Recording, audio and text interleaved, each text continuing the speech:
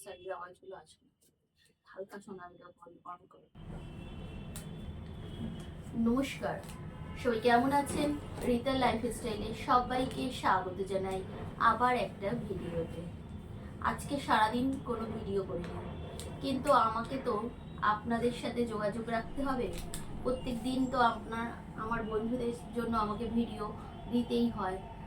তাই ভাবলাম আজকের এই ভিডিওটাই বানাই। কি করব, সারাদিন শুয়েছিলাম, এখন হলো 7টা বাজে, সন্ধ্যা 7টা। খুব শরীরটা খারাপ।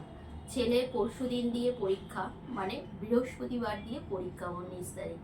এখন মা ছেলে দুজনেরই খুব শরীর খারাপ। ছেলেরও প্রচণ্ড ঠান্ডা লেগেছে, জ্বর ভাব, এখনো জ্বর আসেনি কিন্তু প্রচণ্ড ঠান্ডা লেগেছে, মানে কাশছে আর ঠান্ডা লেগেছে, কিছুতেই পড়তে পারছে না।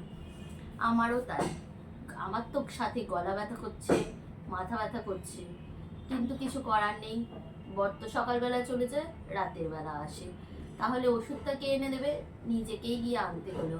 ভেবেছিলাম হয়তো কমে যাবে, কিন্তু কিছুতেই কমছে না। সকাল থেকে শুয়েছিলাম, কোনো রকম উঠে দুপুরবেলা একটুখানি ছেলে আর আমি মিলে খেয়েছি, রান্না অল্প স্বল্প রান্না করে, কিন্তু কোনো ভিডিও বা কোনো কাজকর্ম কিছুই করা হয়নি। এখন তাই একটু বেরিয়েছিলাম। আজ তো বুধবার, এই মঙ্গলবার, কালকে বুধবার, পরশু বৃহস্পতিবার, পরশু দিন দিয়ে ছেলের পরীক্ষা। তাহলে যদি ওষুধ এনে না খাওয়াই, ওর বাবাও বলে গিয়েছিল যে ওষুধ নিয়ে আসবে সন্ধ্যাবেলা বেরিয়ে, তাই জন্য একটু বেরিয়ে ওষুধ কিনে নিয়ে আসলাম।